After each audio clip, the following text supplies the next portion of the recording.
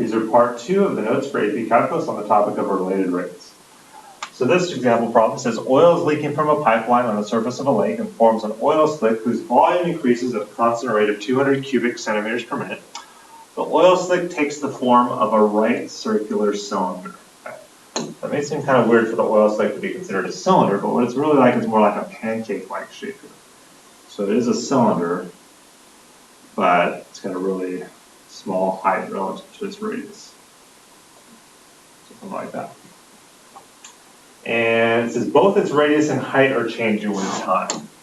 So it's not like a cylindrical container where the radius stays constant, like the last example problem in part 1. This time they're both changing. At the instant when the radius is, the oil slick is 50 centimeters and the height is 0.2 centimeters, the radius is increasing at a rate of 2.5 centimeters per minute. At this instant, what's the rate of change of the height of the oil slick with respect to time? All right. So the first rate we're given is the volume increases at a constant rate of 200 centimeters per minute. So that's telling us dV dt, and it's increasing. So that means it's positive, in this case, positive 200. Then another rate we're given is we're told the radius is increasing at a rate of 2.5 centimeters per minute. So that means we need to label R, the radius in our diagram. And this is giving us dr dt equals 2.5. And notice that specifically when the radius is 50 and the height is 0.2 centimeters. So when R equals 50 and the height equals 0.2.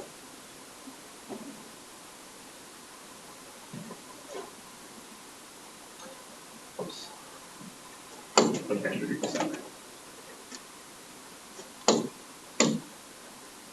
is 2.5.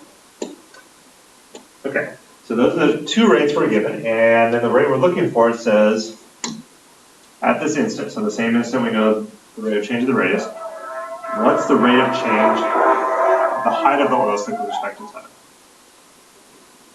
So we're trying to find the HDT.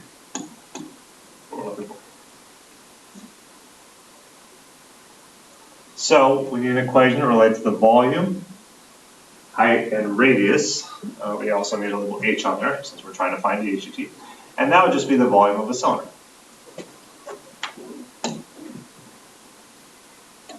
So the volume of the cylinder is pi r squared h.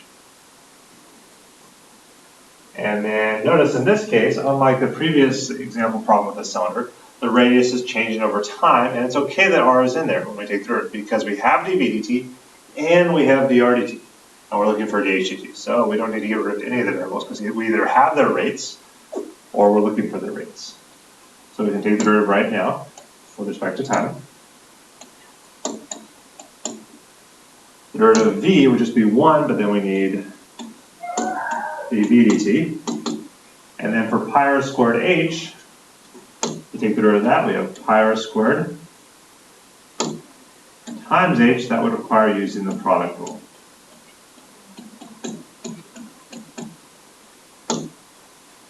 So in the product rule, first we take the derivative of the first one, the derivative of pi r squared is 2 pi r, but then we need times dr dt.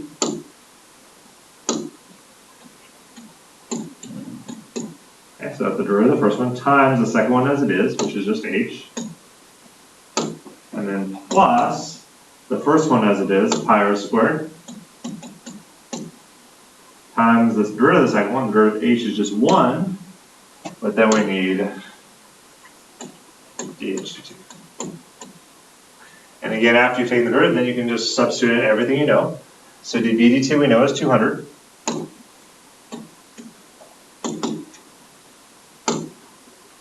R is 50. The RDT is 2.5. However, rather than plugging it in as 2.5, it's actually easier to simplify if you turn that into a fraction. So 2.5, that's the same as 2.5, which is the same as 5 halves. So when I substitute in, I'm going to substitute in as 5 halves. You'll see why it makes it easier when you start to simplify this. And then the height, it says, is 0.2. Well, 0.2 is the same as 2/10. So you can plug it like that, but 2/10 reduces to be 1/5. So substitute that in as 1/5. Plus pi, we know the radius again is 50, so it's 50 squared, times the HGT is what we're looking for. So let's see if we're missing any information to help us solve for DHT. In this case, we're not. We have everything in this equation except for DHT, so we don't have to go back to the original equation to find any missing information because there is none.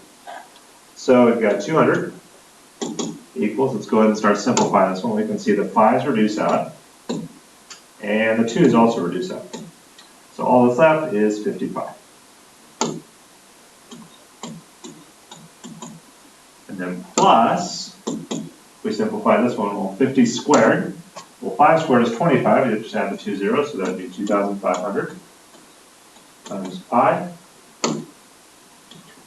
times DHT. And then to isolate the DHT, then you would subtract the 50 pi.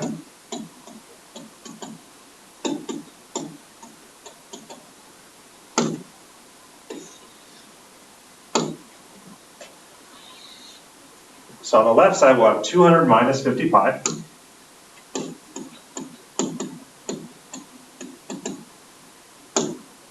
Equals, and we've got 2,500 pi DHT.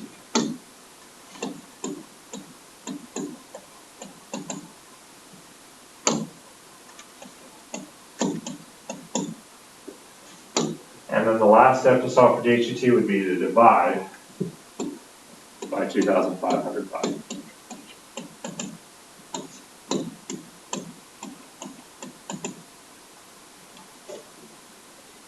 So I'm just going to switch the sides here. So we have DHT equals, you could leave it like this, or you might notice it does reduce a little bit. So we look at 250 and 2,500, you can divide those all by 50. So 200 divided by 50 is just 4. 50 divided by 50 is just 1, so we're just left with 1 pi over 2,500 divided by 50. We can see that came from 50 squared, so that's just 50. And then we still have the pi. So you don't have to do that, but it does make it a little simpler. And then the units here, the units for height. Height is just a distance, as you can see that would be centimeters. And the units for time. Time is in terms of, let's see, oh, the rates are centimeters per minute, so per minute.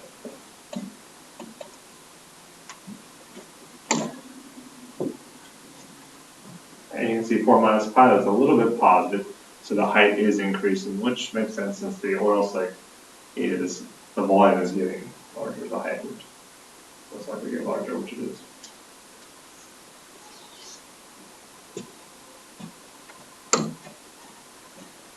All right, let's take a look at the next one. The next one, we've got a snowball in the shape of a sphere. Let's go ahead and draw that here. To make it look spherical, I'll just put a little dotted line here. Okay, so it's three-dimensional. So there's our sphere, it's melting. So as the volume is decreasing at a rate of 5 cubic inches per minute. So it tells you the volume, in this case, that'd be dV dt. It's decreasing because it's melting, and so that makes it a negative, in this case, 5. That's the rate we know. And it says at the instant when the radius of the snowball is 4 inches, what is the rate of change of the surface area of the snowball? So what we're trying to find is ds, the rate of dt, the rate of change of the surface area of the snowball, specifically when the radius is 4. So you can't really draw a surface area and volume on here, but we can put our radius on our sphere. So this one's a little bit different here. We don't have an equation like the other examples that directly relates the volume to the surface area of a sphere. But we do have an equation for the volume of the sphere and the surface area of the sphere. So let's start with those. So the surface area of the sphere formula, remember, is 4 pi r squared. And the volume of the sphere Well, is 4/3 pi r cubed. So since we're trying to find the SDT, let's start with that equation for the surface area. And take the derivative with respect to t. So we do that. Derivative s would just be 1, but then we would need times ds dt equals the derivative of 4 pi r squared. Well, 4 pi is the constant, you just use the power rule. 2 times 4 pi gives you 8 pi r, but then we need times dr dt. And then we can plug what we know. We know the radius is 4. So ds dt, the 8 pi times 4, but we don't know dr dt. So all we're missing to figure out what the SCT is to know what the rate of change of the radius is, dr dt. And since we don't have dr dt, but we have dv dt, that's where the other equation can come in handy. So now, since we have dv dt, we can use this equation to help us find dr dt, which we can use over here. So let's take the derivative of the volume equation for a sphere with respect to time. The derivative of v would be dv dt. The derivative of 4/3 pi r cubed, you bring the 3 down using the power rule, times 4/3, the 3's reduced out, so you're left with 4 pi r squared, and then we need times dr dt. And take a close look at that derivative of the volume of the sphere, and if you notice something curious about it here, notice the form that we get is 4 pi r squared, which is the surface area formula. So this doesn't work for all shapes, but it does work for the sphere.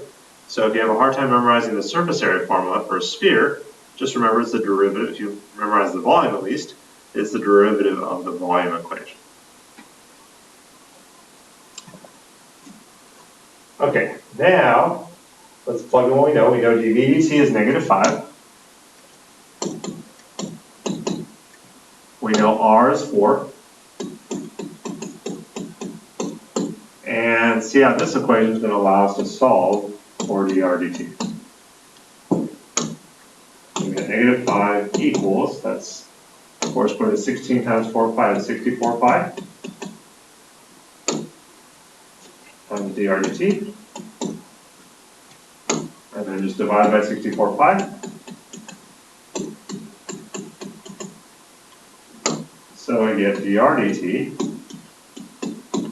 is -5 over 64 pi.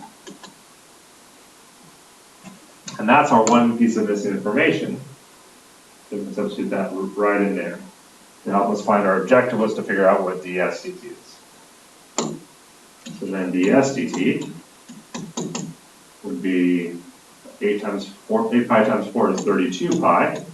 And we just figured out dr dt is -5 over 64 pi. And then simplify that. Well, we can see the pi's reduced out. 32 goes into 64 twice. So all that's left for the SDT, the rate of change of the surface area, is -5 over 2. And the units, well, remember this is surface area. Area is two-dimensional. So that would be, this is cubic inches for the volume, so this would be inches squared for surface area, two-dimensional. Per units for time here are minutes, inches squared per minute. And notice it's negative. See if that makes sense. Well, this snowball is melting, right? It says volume is decreasing. Well, if the volume is decreasing, then the surface area would also be decreasing. So we should get negative actually. All right, let's take a look at the next example. On this one, a little bit different. It says a point's moving along a curve, so its x-coordinates increasing at a rate of 3 units per second. So here's the curve we're given. It's moving along. So this expression right here is giving us the rate of change of the x-coordinate, so that would be dx dt, and it's increasing, so it would be +3. And what we're trying to find is what's the rate of change the y-coordinate. We'll raise the y-coordinate change when x equals -2. So we're trying to find y dt, specifically when x equals -2. What makes this one a little easier, though, is we know it's traveling on this curve, so you don't have to come up with the equation using a diagram like you do on most of these. They're giving you the equation that relates x and y. The difference is what we're going to do is take the derivative of this, not with respect to x like we're used to doing it, but with respect to t, to help us get dy dt and dx dt in it. So the derivative of y would just be 1, but then we need dy dt. The derivative of 2x cubed using the power would be 6x squared, but then the x doesn't match up with the t either, so we need dx dt. Derivative of -5x is -5. Again, we took the derivative of an x term, so we need another dx dt. And now once we take the derivative, we can substitute in everything we know. The dy dt, no, we don't know that, that's what we're looking for. X is -2, so we'll substitute that in. 2 squared. Dx dt is 3. That's 5, and then there's another dx dt, which is 3. So in this case, we have everything we need for dy dt. We just have to simplify. So let's see, that would be -2 squared is 4. 4 times 3 is 12. 12 times 6 is 72. And 5 times 3 is -15. So we get dy dt equals, see, 72 minus 15 is 57. And the units here, well, the units for y is just in terms of units, so the units for time here, you can see are seconds, so units per second.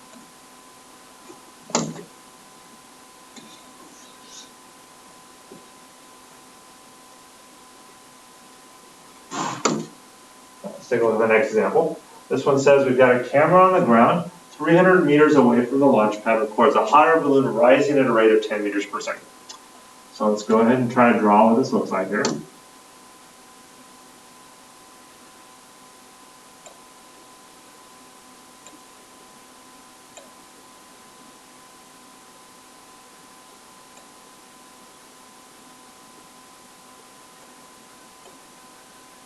So if you can't tell, this is supposed to be the hot air balloon here.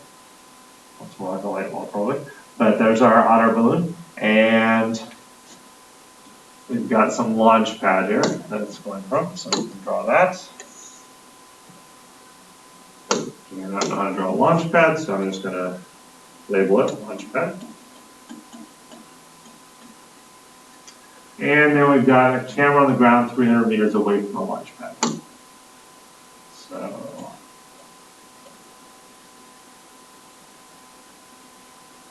my camera is supposed to be like a little tripod, a little more like a telescope than a camera, but that's supposed to be the camera. And we want to know how fast is the camera's angle of elevation changing when the hot air balloon is 400 meters high. So let's figure out if there's anything that's constant in this problem. Let's see, there's a camera on the ground 300 meters away from the launch pad. So this distance here doesn't change. The launch pad to the camera, that stays 300 meters. So we can label that with a constant 300. We don't need a variable there. Then to figure out where we do need our variables, it's based on the rates we know and the rates we're looking for again. So it says the hot air balloon is rising at a rate of 10 meters per second. Well, that's telling you how this distance is changing. So I'll call this h for height or for hot air balloon. So that's telling us the h dt. And since it's rising, h is getting bigger, so it would be positive 10.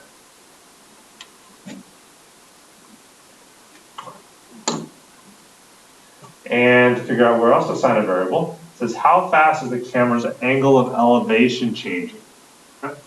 Well, its angle of elevation, we draw on the third side of our triangle there, refers to this angle right here. Okay. The camera has to change angle in order to follow and record the balloon. And since it's an angle, you can call it x or whatever you want. I'm just going to call it theta to remind myself it's an angle. So we're trying to find is how that's changing. So we're trying to find d theta dt. That's the rate we're looking for. Specifically when the hot air balloon is 400 meters high. So when h equals 400. So notice I didn't label the hypotenuse with a variable because we don't know that rate of change and we're not looking for it. So only assign variables to the rates you know and the rates you're looking for. Now let's figure out, we need an equation that will relate h and theta. So if you look at your triangle here, in this case, the trig function is going to be the way to go. And because here's theta, this is the opposite side and this is the adjacent, so the best one to use, using the opposite and adjacent, would be tangent.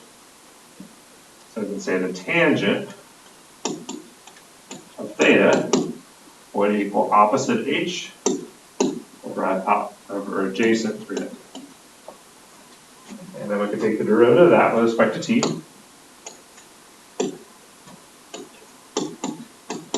The derivative of tangent theta, remember, is secant squared, so secant theta squared. But again, theta doesn't match up with t, so we need to multiply that by d theta dt, which is what we're looking for. Equals, well, h over 300, you might think you need to use the quotient rule now, but you don't because that's really the same as 1 over 300 times h. So it's really just the power rule there. So the derivative of 1 over 300h is just 1 over 300. But then the h doesn't match up with a t, so we need to multiply it by h. And then we can substitute in what we know. Well, we don't know what theta is, so we'll leave this secant theta squared.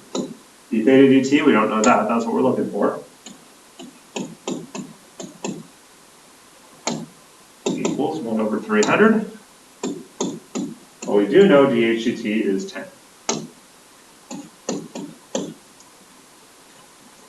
So it looks like the only thing we need to solve for d theta dt, we would need to know what theta is. So where we usually go is back to the original equation. In this case, the original diagram is going to be the way to go. So if we look back here, we draw our triangle again. It's a smaller version of it. Here's theta. We know this side is a constant 300. And we're told the height is 400. So really, we don't actually need to know what theta is, we just need the secant of theta. And secant, remember, is a reciprocal of cosine. Cosine would be adjacent over hypotenuse, so secant would be hypotenuse over adjacent. So we really just need to know what that hypotenuse is. Now you could use the Pythagorean theorem, say 300 squared plus 400 squared equals this side squared. Or a quicker way is if you know that, remember that Pythagorean triple, the 3, 4, 5 triangle? Let's see, this is just 100 times 300, 400, so this would be 500. But again, if you don't know that, you can just use the Pythagorean theorem. So with that, as we know the hypotenuse, now we can figure out the secant of theta, which is really what we need, without even knowing what theta is.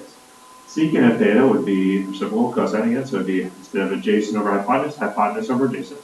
So 500 over 300, but that just reduces to be 5/3. So that's what we can substitute right in here for the secant of theta. So we'll have 5/3 squared times d theta dt equals 10 goes into 330 times, so it'll be 1 over 30. And then if we simplify that, square out the 5/3, 5 squared is 25, over 3 squared is 9, times d theta dt equals 1 over 30. And then last step to solve for d theta dt, divided by 25 over 9, that's the same as multiplying by the reciprocal. 9 over 25.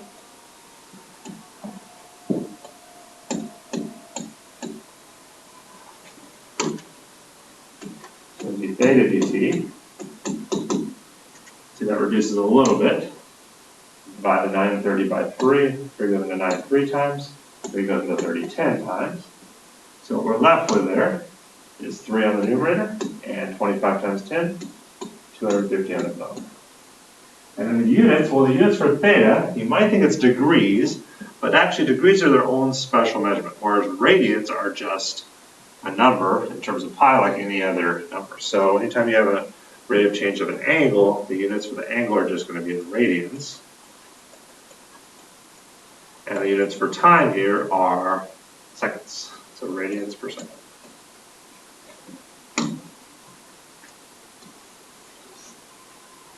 And you can see it's positive because since the balloon is rising, this angle would be actually getting larger for the camera to fall.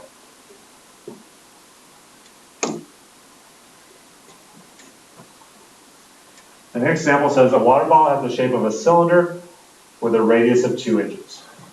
Let's go ahead and draw that.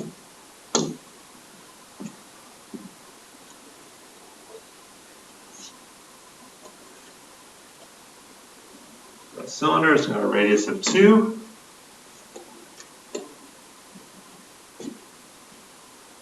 And it says let h be the depth of the water in the bottle measured in inches, where h is a function of time.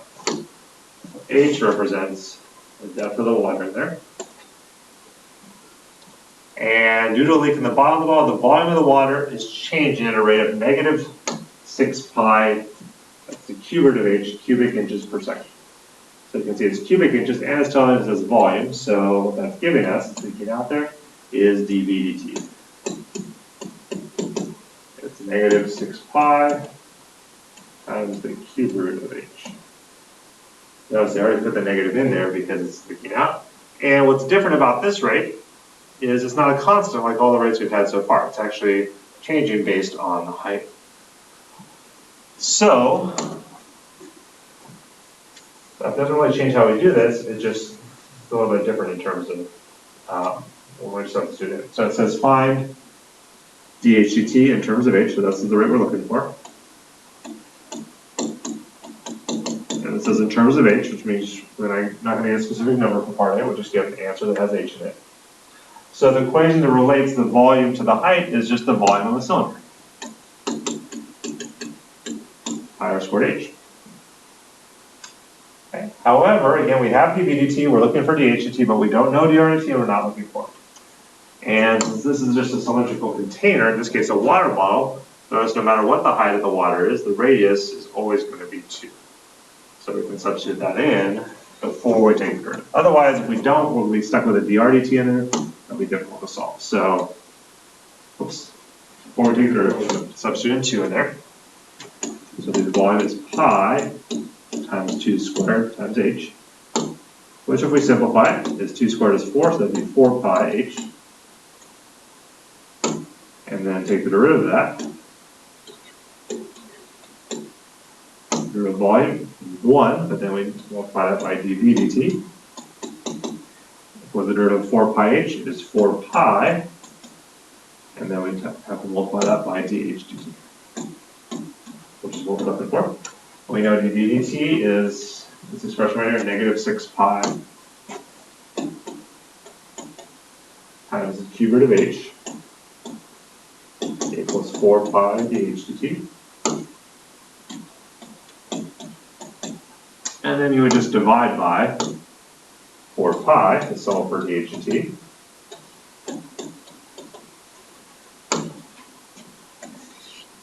So we get dH dt equals, let's see if that reduces at all. Well, we can see the pi and the numerator and denominator reduce out. And negative 6/4 reduces to negative 3 over 2. And then we've got the cube root of h still. So that would be dH dt. Notice it says in terms of h. So we have h as part of it. It's not a constant. So since it's not a constant, we don't have to put units on it. But then in part B, now it says find dH dt specifically when h is in. And here we're going to indicate units of measure, because here we'll get a specific number. So we want dH dt now specifically when h equals 8. So all we have to do, we already have dH dt from part A, is just plug an 8 there. So it'd be negative 3 times the cube root of 8 over 2. Well, the cube root of 8 is 2 times negative 3 is negative 6. Divided by 2 gives you negative 3. And the units here, the units for height, would be inches. And the units for time here are seconds, so inches per second. Notice it's negative because the water is leaking out of the bottle, right? So the height is decreasing.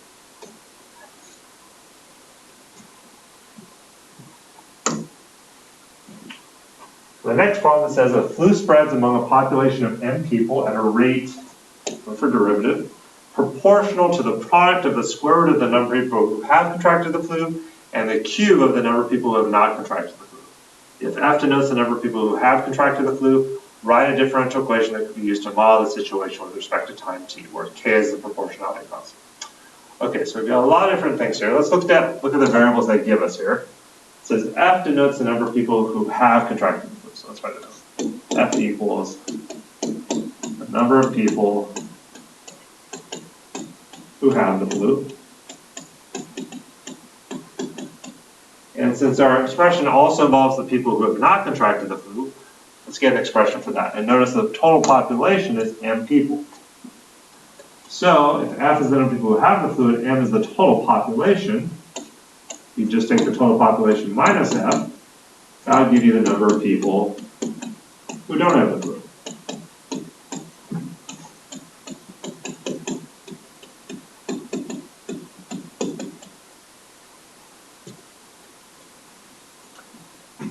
And then we're looking for an expression used to model a situation. So it says the rate, right? The flu spreads at a rate. So the rate, that's the rate that F is changing at. So that would be dF dt, how the amount of people who have the flu is changing. And then it says it's proportional. Remember, when it doesn't specify, with proportional, that means directly proportional.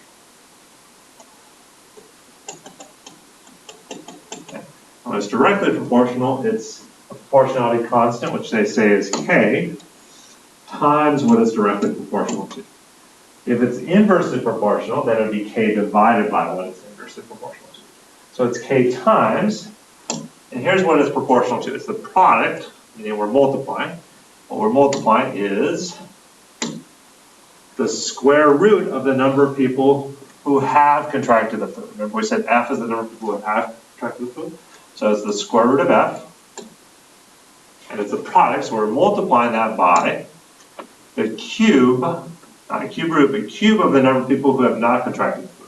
Remember we said m minus F was the people who have not contracted the flu, so that's the m minus F cubed, that's their product. So it's proportional to the product of the square root of the number of people who have the flu and the cube of the number of people who don't have the flu.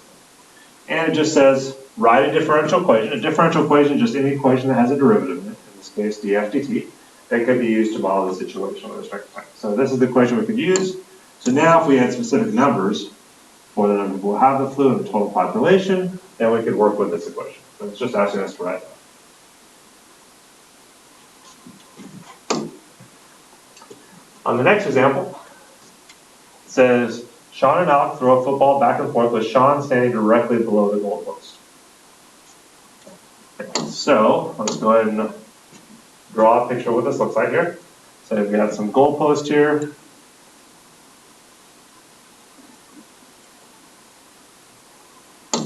Sean standing right there. And they throw a football back and forth. So Alex somewhere over here.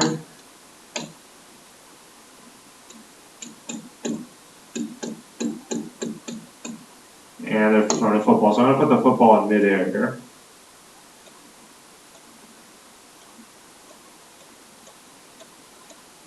So there's our football. And it says the distance h of t between the football and the goalpost. So they're giving us h of t is the distance between the football and the goalpost. What's different about this problem, the way it looks, one thing is they're writing everything in function notation. So what I mean by the goalpost, really, I probably should have written the crossbar. Right here is what we're talking about. So the distance between the football and the crossbar right there, that's h of t. And it satisfies this equation, which we'll see where that comes from in just a second. And it says b of t represents how far in yards the football is from Sean. So it tells you b of t is how far Sean is from the football. So now let's take a look. We got h squared equals 5 squared plus b of t squared. You see where that would be coming from? You can see this forms a little triangle here. And the 5 would represent how how far it is from the football here up to the crossbar. So that's just coming from the Pythagorean theorem. Then it says when the football is 12 yards away from Sean, b prime of t is 10 yards per second. So that's the rate we're getting at. b prime of t equals 10. But that's just in function notation. That's really another way of writing that, the way we've been doing on the previous problems. B prime of t is the same as db dt. Right? So giving you that, it's a 10. When the football is 12 yards away from Sean. So specifically, when b of t equals 10. Sorry, b of t equals 12.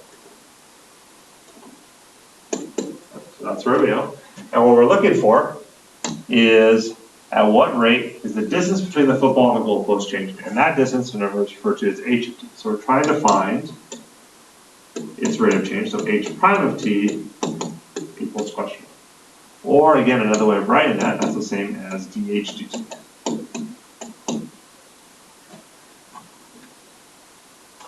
So we'll take a look at this from a couple of perspectives. Let's use the equation. They already give you the equation right here.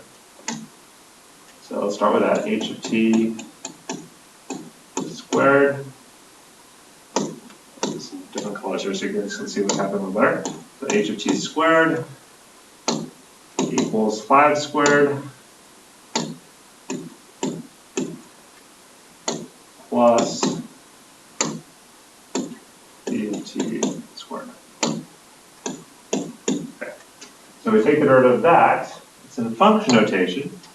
So the derivative of h of t squared, first you use the power rule on the outside, so it would be 2 h of t, now just to the first.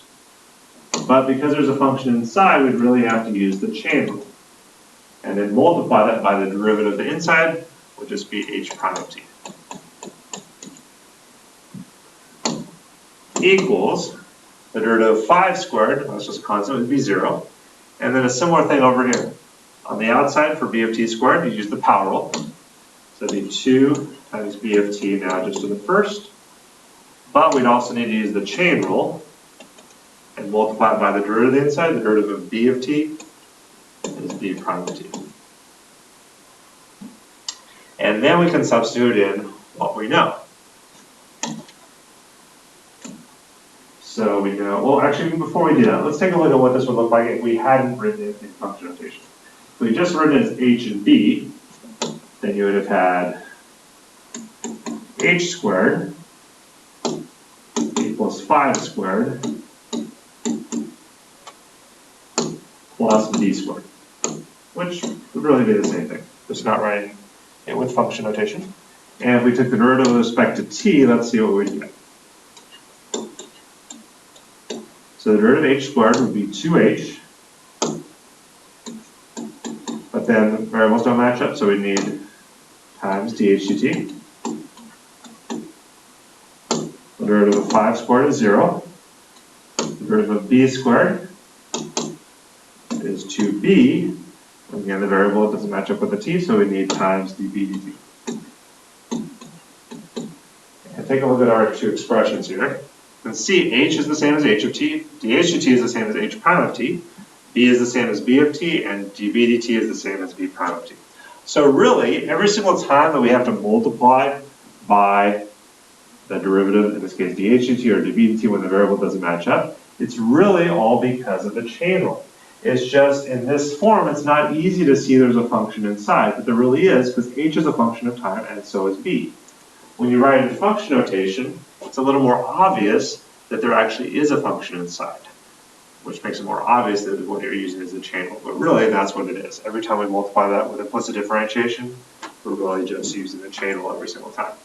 So you can use either form here. I just use this form since this is the form the problem is given. H of t we know, well we don't know. So we'll just leave that h of t for now. H prime of t, that's what we're looking for. Equals 2. B of t we know is 12. And B prime of t we know is 10. So it looks like we have everything we need to solve for h prime of t except for h of t. And again, remember where we go if we're missing a piece of information. is back to the original equation. So we go back to the original equation. Let's see, that's h of t is what we're looking for. Or it's probably easiest to use this form here. H squared would equal 5 squared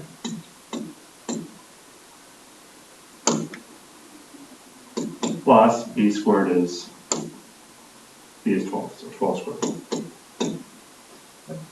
So you can solve this out algebraically, solve for h, use Pythagorean theorem, or, again, you might recognize this visually. Just draw that triangle again. Got this is 5, we've got b of t is 12, and we're looking for h here. And again, if you remember your Pythagorean triples there, recognize the 5, 12, 13 triangle. If not, just you can get the same thing by solving this equation algebraically, but so that just ends up being 13. So that's what we can substitute in there for h of t. So we'll have 2 times 13 times h prime of t equals 12 times 2 is 24 times 10 is 240. And you're really dividing by 26, which is the same as dividing by 2 times 13. I'm just going to leave it like that. So it's probably easier to see how it reduces. So we get h prime of t. Let's see, the 2 goes into the 240 120 times. So we're left with 120 over 13. Well, when you're writing the units, it's actually easier, which is why one reason why we typically don't use the function notation. H prime of t, remember, is the same as dh dt. In this form, it's usually easier to tell what the units are. So the units for h in this problem, let's see, are yards. So the yards. And the units for time in this problem are seconds. So yards per second.